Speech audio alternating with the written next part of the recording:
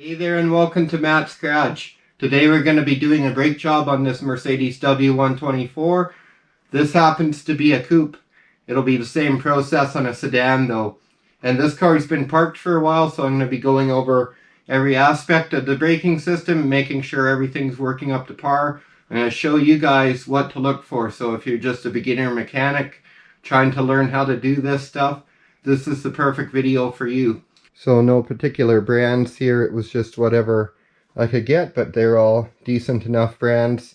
And then you want to make sure you get DOT4 brake fluid, that's what the system calls for. And you don't want to be mixing 3 into there, you want to have some brake parts cleaner and some shop towels handy.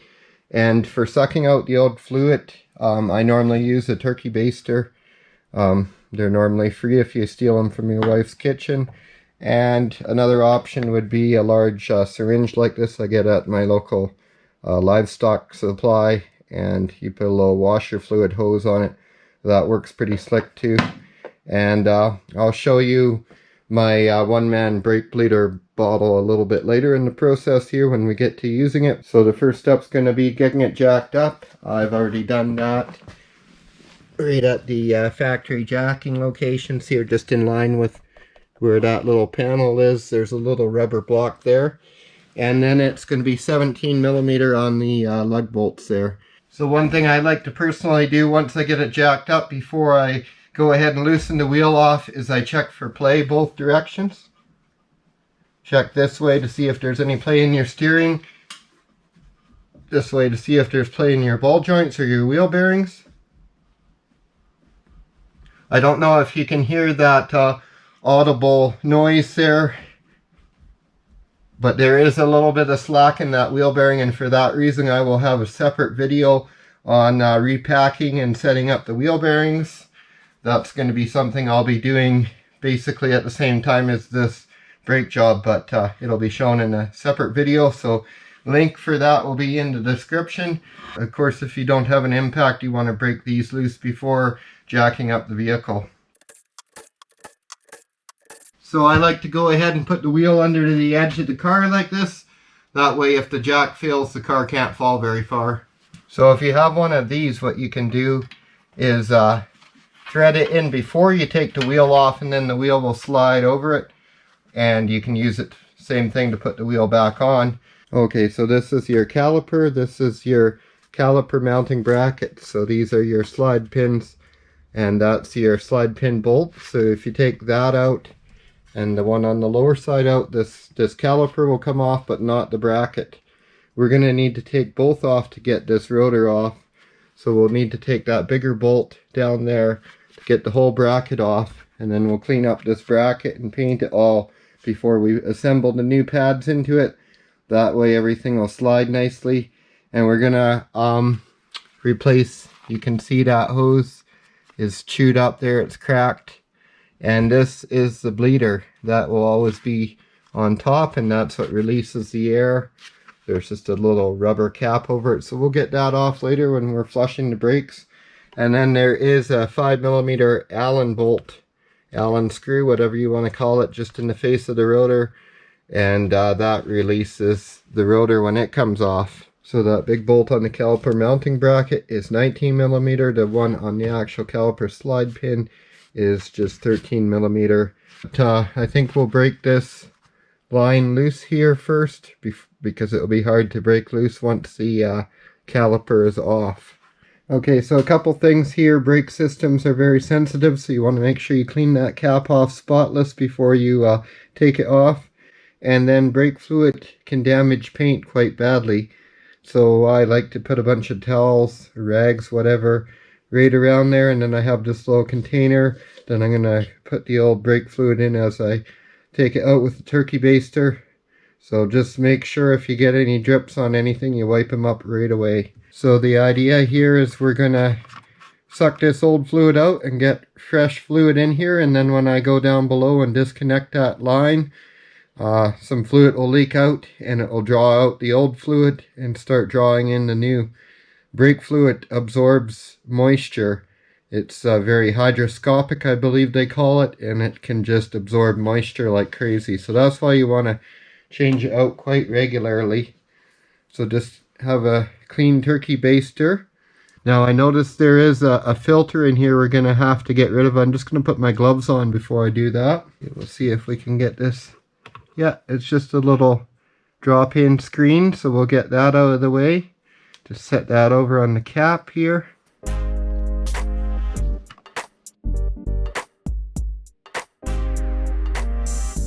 Okay, we've gotten about all we're going to get out of there, but you can see how green and nasty that is. It's not supposed to be that color at all. So now we'll dump some fresh fluid in there, and the rest of the old dirty fluid will get sucked down out of there and flushed through. Okay, fresh brake fluid going in. See, it's pretty well clear. Definitely shouldn't be green. Now I'm just going to put the cap back on loosely. I'll put that filter in there too. That filter's nice and clean. We'll just put it on loose, and that way it can breathe really easy.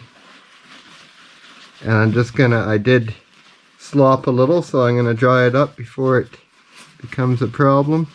Okay, so the line is 14 millimeter where it connects to the caliper, and I'm just gonna take this little wire brush and just clean around it, brush off the mud and grit so it doesn't go into the caliper as soon as I get that fitting out of there. So use a flare wrench if you have one. Just make sure you won't strip it. There, it broke loose nice and easy for me. Okay, so that is 11 right there.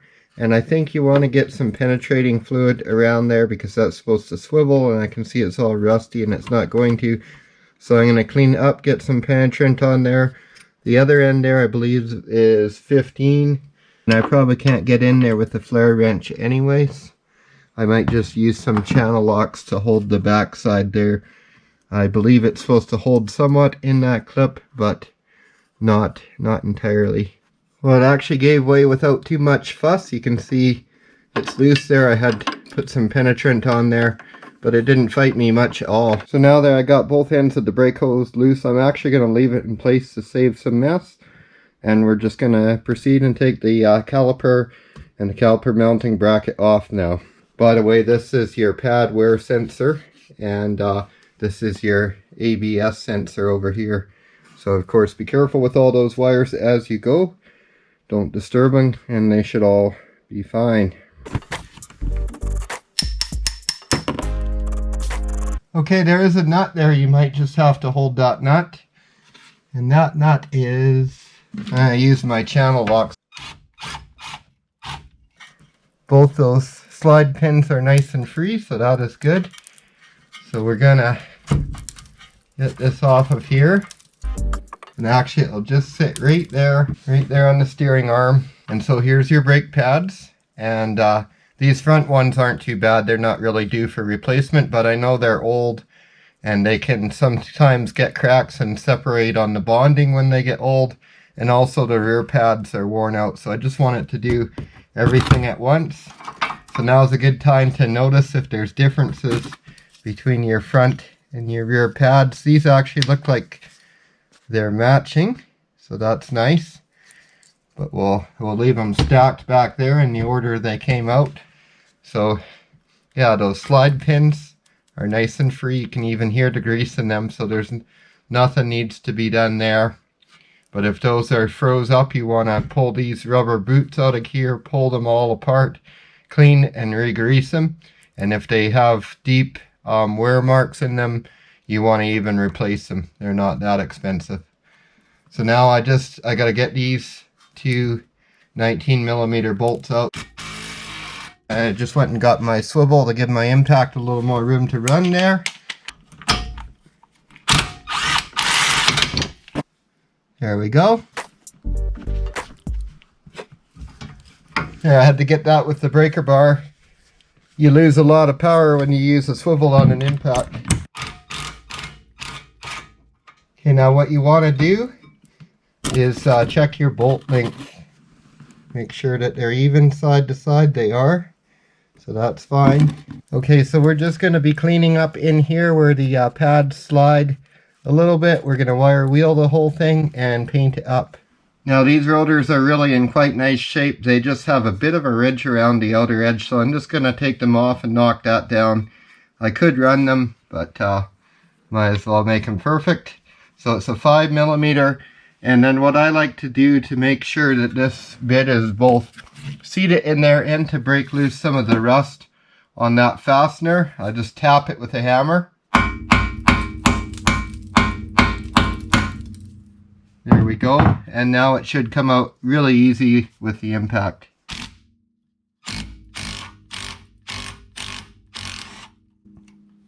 There we go, just make sure you're holding firm pressure in as you take those out. And now I believe the rotor comes off. Well, of course it happened off camera, guys, but I was just literally that lightly tapping around it and putting some steady outward pressure on it, and that's all it took.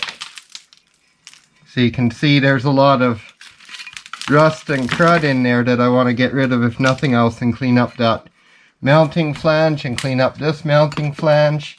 And as I mentioned, I'm going to be repacking these bearings, but that'll be in another video. So that's what I'm going to do now. I'm going to take these parts out into the outer shop and clean them all up and paint them out there, and then I'll bring them back in here and we'll paint up this spindle a little bit so everything looks like brand new, and then assemble it back together. And at some point in there we'll change that brake hose as well. Okay, going back together here, and we're just going to put the rotor on, and you just want to pay attention to this one stepped hole right here, because that's where that little retaining bolt goes, the little 5mm Allen, and then there's these two dowels as well. So I'll line up the stepped hole, and that should line up everything else. Okay, and then I just like to put a little bit of lubricant on my fasteners as I'm putting them back together. So you don't have to get very tight with this one at all.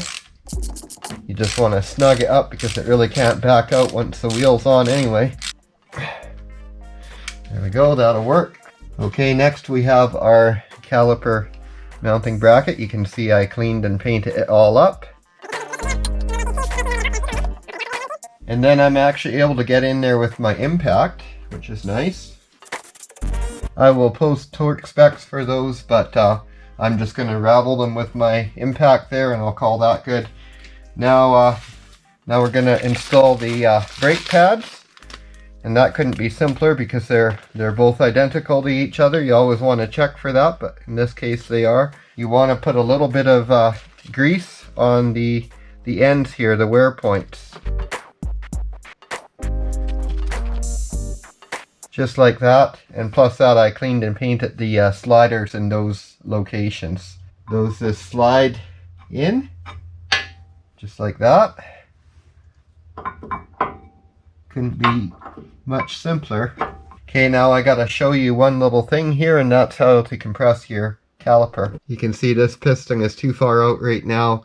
If we try to put it over those pads, it just won't fit.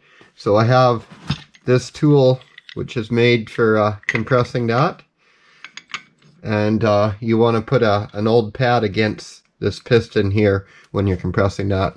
So I'm gonna demonstrate this for you. Okay, so we'll take our old pad, stick it there,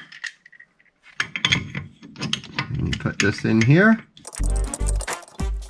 You want to pay attention if this is really stiff to start with. I can pretty well tell by how evenly the old pads wore that it's not a problem in this case, but these pistons can stick in a spot. They can seize up and cause your brakes to stick on. So you want to be kind of paying attention for that as you start to press on this. Make sure it goes in easily, and make sure there's no leaks around here, of course. You want to look around there carefully with a flashlight as you're finishing up. And you don't have to overdo this, but I do like to go right back there. But as soon as I feel a little resistance, like it's the end of the stroke, I back right off of there. Doesn't look like there's any leaks. So now we also want to apply some grease to this right in these areas here. These are wear points, and also on the face of the piston here. Okay, now we can go ahead and install the caliper back on here. And you're just going to have to depress these slides.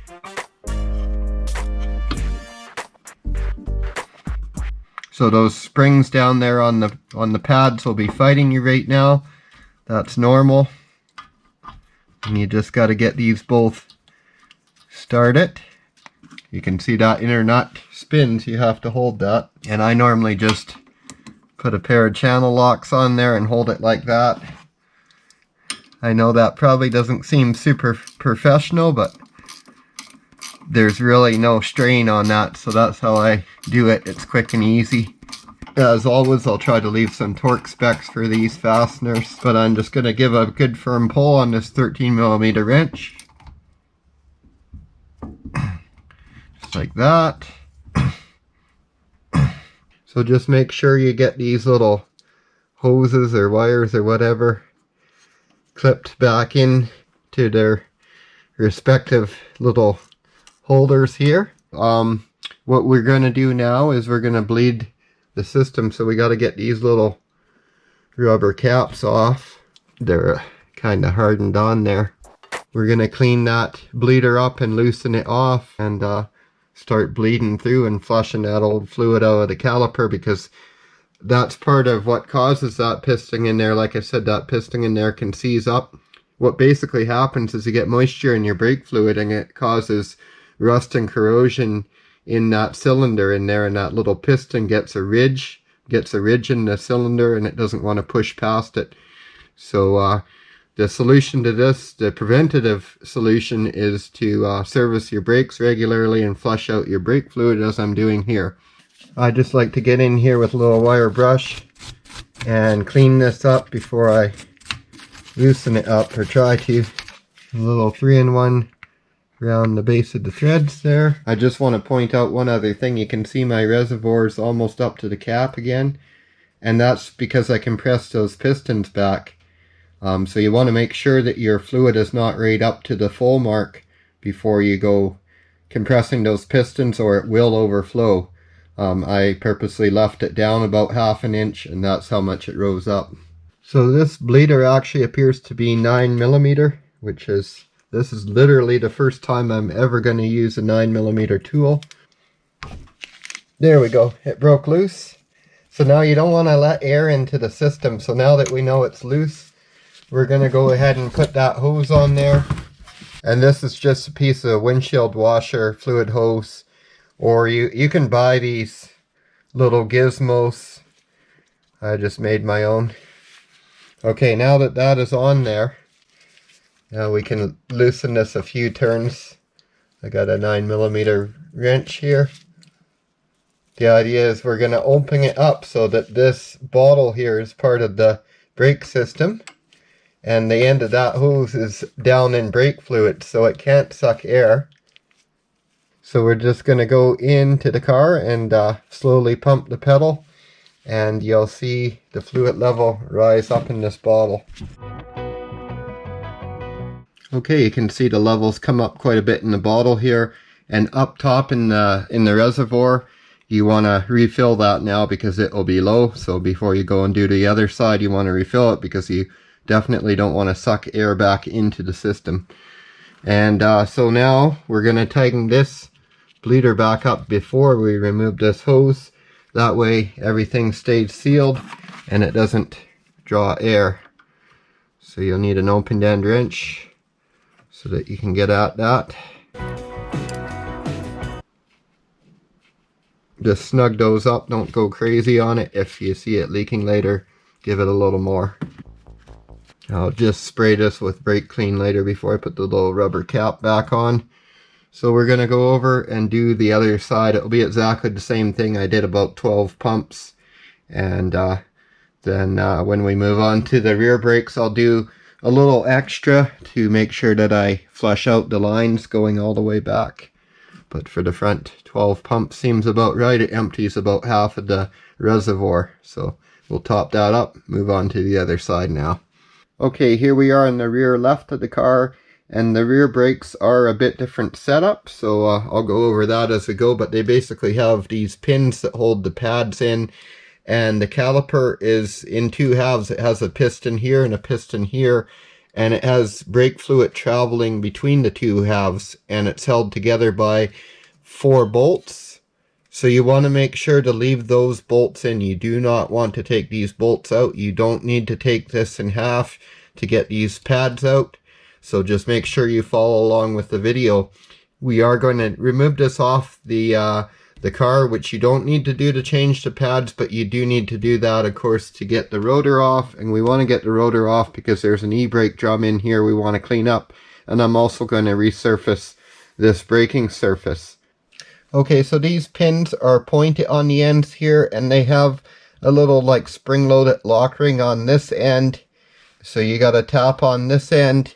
And what I like to do is I have this kind of blunt punch, because you don't want to end up spreading the end, because that can lock it in there. So I'm going to start with the blunt one and get it moving, but it won't poke it all the way through. And then I have my little skinny center punch. It will poke it all the way through, but again, if I just used it from the beginning, it could end up spreading the end of it.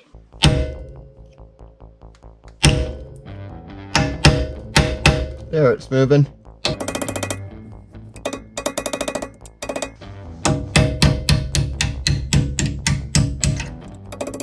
Okay, and then I'll just use a pair of pliers to work it out here. See, once that spring's unloaded, the other one will come out easier here, just like that.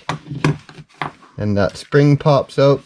So very important, you want to clean those pins up, because they're what your pads slide on, and if they get rusted into a groove on there, they're not going to slide very good. So you want to clean and grease these and consider replacing them if they're not in good condition. So now before we pull these pads out, these pads will just pull out. But this isn't like the front caliper where we can use our little tool and compress it. What we have to do here is pry against the actual rotor face. So we're just going to get in here with a pry bar, and don't forget there's a piston here and a piston here, and if I just pry back one, it's going to tend to push out on the other. So you kind of have to work back and forth between them.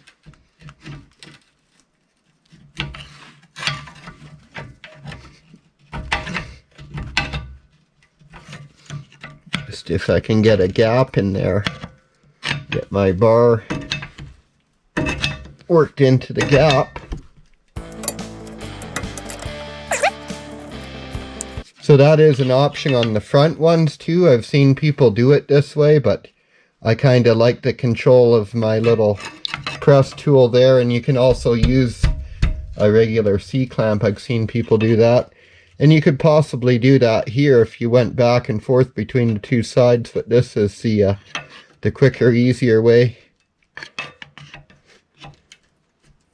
So just go back and forth a few times until they stop pressing the other side out. So now we're all good. Now we can actually pull those pads right out of there, see? So now you could just change them by sliding the new ones in. Just make sure you grease them up if you're doing that, just a quick pad slap. So one thing to note here is how evenly the two pads are worn. They have just about the same amount of material remaining on both. And that is nice. If you see one that's way thicker than the other, you want to suspect that piston and the caliper of being seized up. So just by the even pad wear on here, that indicates to me that these pistons are still working well. And then the fact that they slid back in nice and smoothly and nothing leaked out also tells me that. Now before I go and take this off, I'm going to go ahead and loosen these lines up on each end. So I'm going to go ahead and clean around there with a little wire brush really good, because I don't want to have any debris. This one has this kind of retainer clip there and everything. You can see I also got a little penetrating oil in there. And this is the tough one. You want to make sure when this breaks loose that that little nut there doesn't stick on the line. That's what will happen. It will seize to the middle line and twist the end of the line off. So if that starts to happen, you want to work it back and forth, get some heat on there, whatever, to get that loosened up. So this lower one is 9/16 or 14 millimeter. Pretty much the same thing. My flare wrench set doesn't include both sizes, so I'm using the standard size. So that comes loose really easy, and I just want to break it loose. I don't want it leaking everywhere, so I'm actually going to snug that back up for now. And come up here and work on the other end, which is, it's going to be 9/16 on the boggin, and then the top of it is 11 millimeter or 7/16. Okay, so you want to hold the boggin with the 9/16, and then the 11 we're going to work on to the top here. It's a little rusted up. There we go. And when I get it loose like that, I like to go back and forth a little bit like that, because you can see that upper line is wanting to twist right away. So I'm going to work it back and forth until that breaks loose, basically. Come on, don't stick. You're my last one. Okay, I'm going to go get my torch and put a little heat on that nut.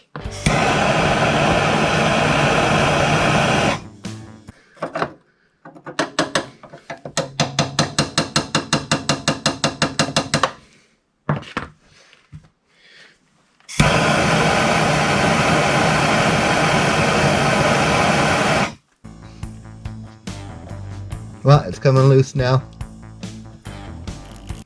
Got just a little movement, and you just keep rocking it back and forth. And add a little bit of oil.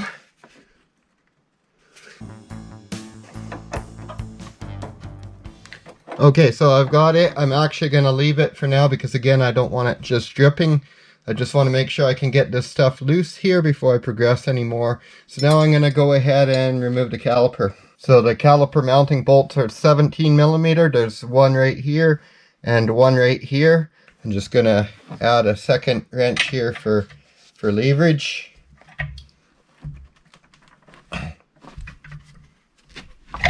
There we go. It was very tight. There we go. Both of those loose, so I'll get those worked out off camera. Okay, well there's both the caliper mounting bolts, 17 millimeter, and they're the exact same length. They do originally have some thread locker on them, so they're a bit challenging to get out.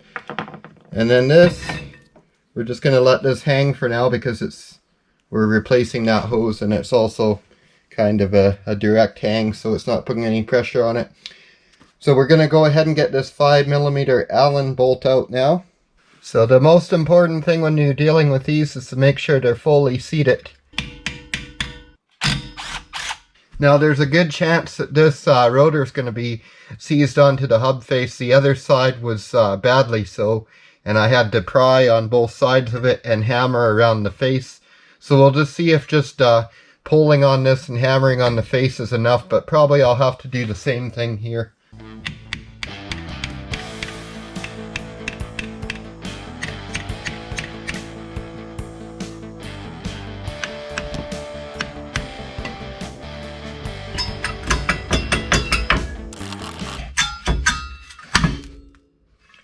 There we go. So that's what was sticking last, was these e-brake shoes here, but you can see how much rust is on that hub face there. So we're going to clean all this up. We're going to clean all of this up and put a coat of paint on it. We're going to resurface this in here. So it looks like our e-brake system's actually in good shape. We're just going to clean it all up with brake clean. Get all that brake dust out of there.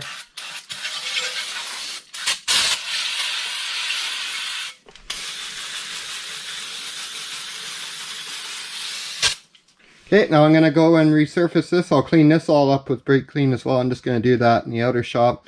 And I'll clean up all these fasteners, the pins, everything. I like to run over everything with a wire wheel on my drill.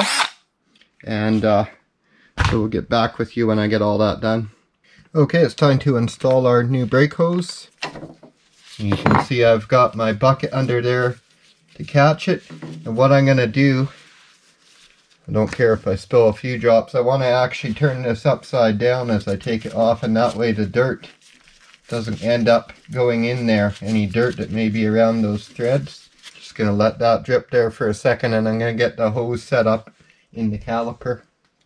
Okay, and then these don't have to be super tight, but give them a good snug, and then if they leak, you snug them more because they're like a taper fitting there, like a flare, so the more you tighten them, the better they seal. So there we go, it's out of there. But this sticks into the bracket, so you just gotta wobble it back and forth till you work it out. Just like that. Let that drop in the bucket.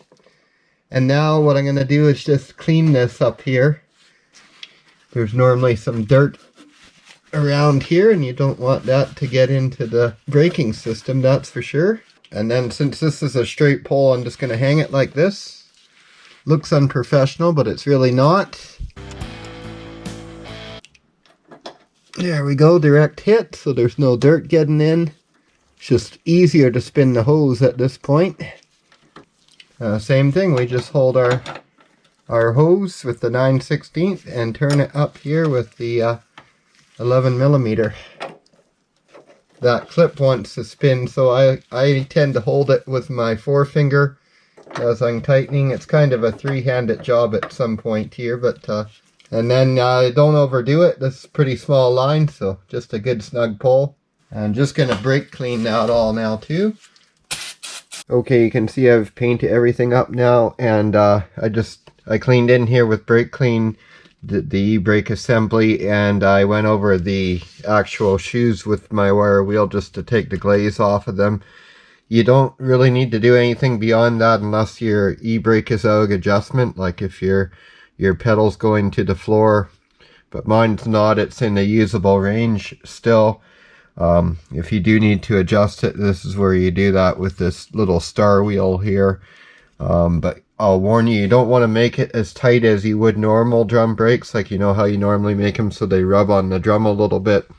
Well, you don't want to do that with these because they don't need to rub on the drum. They only need to come on for parking or in an emergency, and you don't want them rubbing on the drum the rest of the time because they'll just build heat in there and they'll glaze over, and then they won't work properly when you need them. I cleaned up my e-brake drum in there, and what I use to do that is just one of these in my drill, like a 60 grit flapper disc, flapper wheel. And that doesn't need to be very tight at all, just snug it up.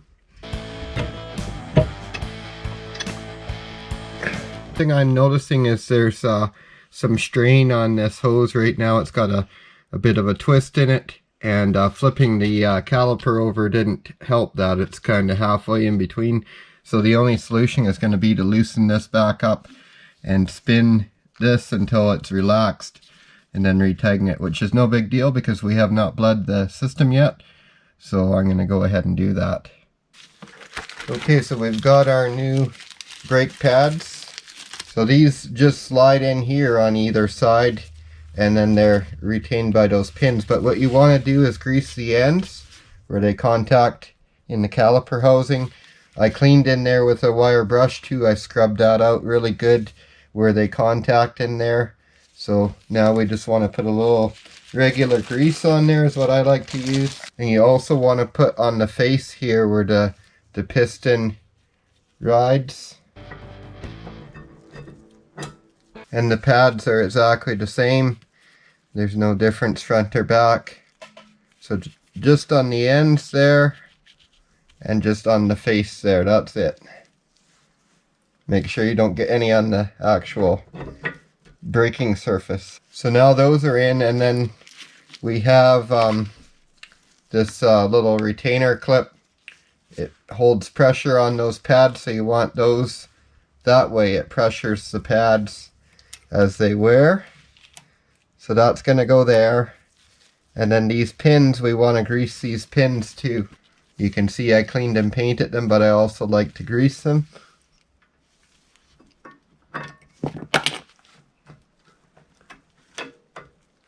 So just like that, that bottom one is in. And you'll just have to hold in on this clip until you get the pin pushed past it.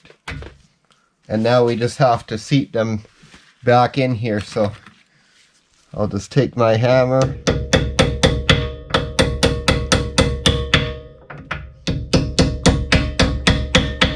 Now I'm just going to make sure that they're all the way engaged. They have like a little retainer clip, so I'm just going to take my blunt punch and just make sure.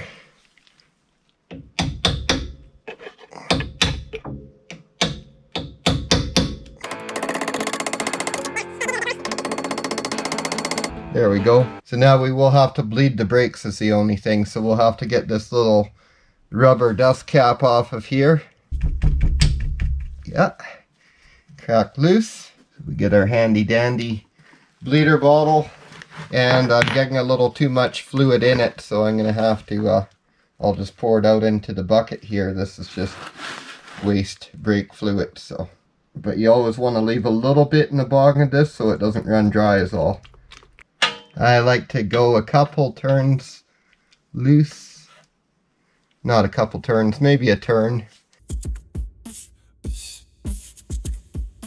Well, each pump seemed to be really small, so I ended up doing about 40 pumps. But I think I got it bled out nicely now. So now the important thing is to tighten up the bleeder before you remove this hose. Otherwise, you'll get air in the system again. And just a little brake clean. We'll put that rubber cap back. If yours is missing, don't freak out, it happens. And then you just want to complete the job by torquing the wheels to 80 foot-pounds. Now one other thing you want to do to complete your brake job is called bedding in your new brake pads. So you basically take your car out to the highway, get it up to like 60-70 miles per hour, and just mash your brakes really hard. And you want to do that a bunch of times, like 3 or 4 times in a row. And what that does is it heats up the brakes and transfers some friction material, and it also breaks in the surfaces to each other, so everything seats up nicely and basically grips properly, and you don't get a squeal or anything.